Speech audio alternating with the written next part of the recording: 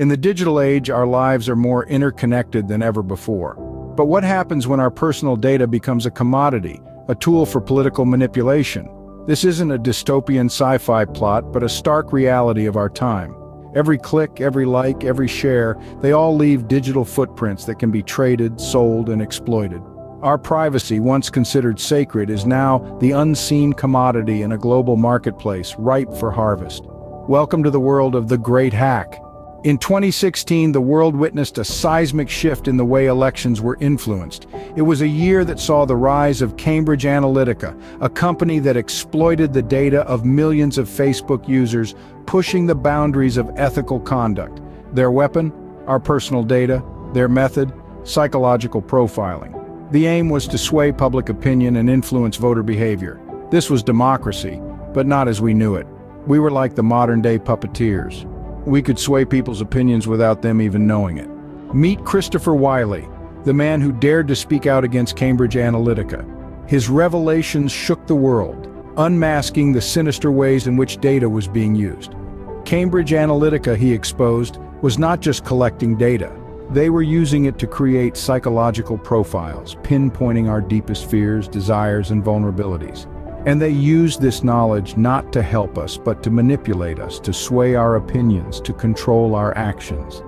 They knew everything about you, your fears, desires, and vulnerabilities. It was like playing with people's minds.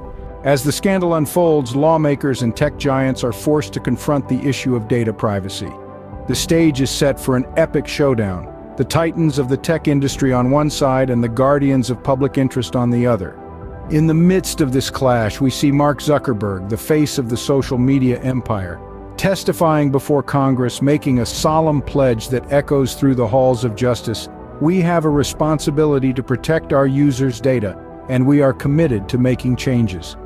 The consequences of data manipulation are undeniable. The ripples of these breaches extend far beyond data centers and into our very lives.